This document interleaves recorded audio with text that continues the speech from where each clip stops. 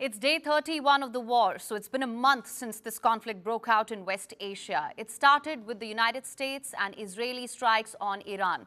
30 days later, the world is feeling the impact of it. And this weekend, things only got worse.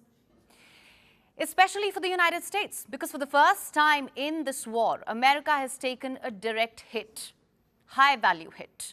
It happened at a base in Saudi Arabia, the Prince Sultan Air Base.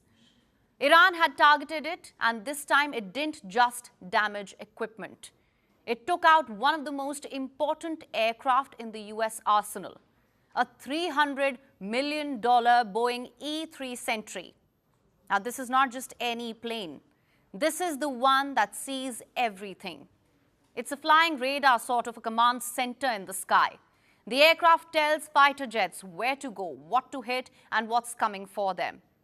And Iran didn't shoot it down in the sky. It destroyed it on the ground. Neither the US military nor Saudi Arabia has commented on the incident, so there is no verification. Just pictures of the jet which are making rounds online.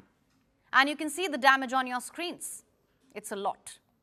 The US has a fleet of 16 E-3 Sentry aircraft in service. 6 of them are in West Asia. So taking out even one of them is a huge blow. It will affect them in the short term. But Donald Trump isn't too bothered. In fact, he's eyeing Iranian oil. They're begging to make a deal. Turned out I was right. They were negotiating, which they admitted 2 days later. And in order to make up for their misstatement, they said, we're going to send you 8 ships of oil. And the following day I saw, this is 2 days ago, I saw on one of the networks, very strange, there were 8 ships of oil coming out of Iran. And then they actually said, we're going to add an extra 2.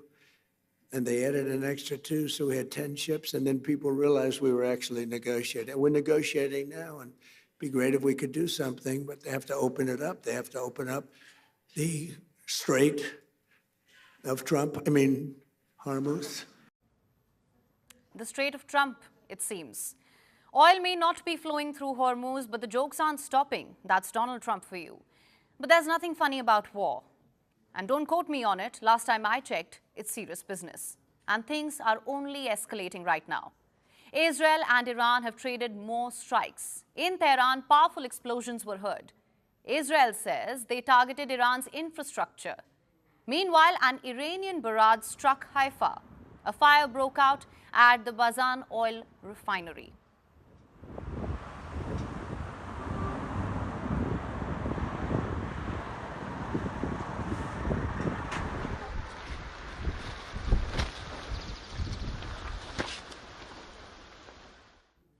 Meanwhile, in Lebanon, Israel isn't hitting pause. The strikes continue, and this time they are zeroing in on Beirut's southern suburbs.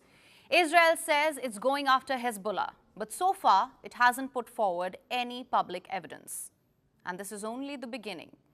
At least according to Israeli Prime Minister Benjamin Netanyahu, Israel now plans to capture more territory in southern Lebanon, expanding what it calls a security zone. This comes as one UN peacekeeper was killed in the country's south. And for Lebanon, that raises a big question. Where does this stop?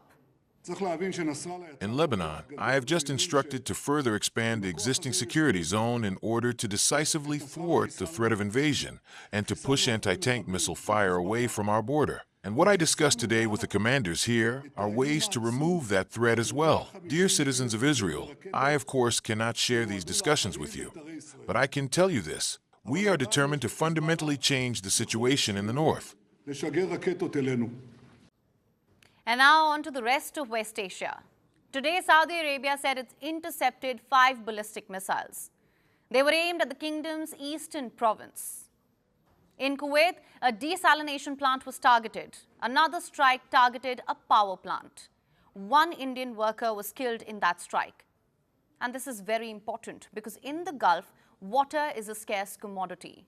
Freshwater resources are very few. So desalination plants turn seawater into drinking water. Such plants convert seawater into clean water. There are over 400 such plants across West Asia. They're a lifeline for the region. a key source of drinking water, and Iran is now targeting that. And while the strikes continue, so does the diplomacy. Over the weekend, Islamabad turned into the diplomatic capital of this war. Foreign ministers from Turkey, Saudi Arabia, Egypt, and Pakistan, they all sat down in the same room. Now, there are three major stakeholders in this war: Israel, Iran, and the United States. None of them were there. So are the diplomatic efforts even going anywhere? We'll tell you about that later, but for now, one thing is for sure. The missiles are flying faster than diplomacy can keep up. Want the facts? The latest developments? News that gets straight to the point. Well, we've got all three just for you. This is First Post Live, a brand new show, your window into what really matters. Don't miss it.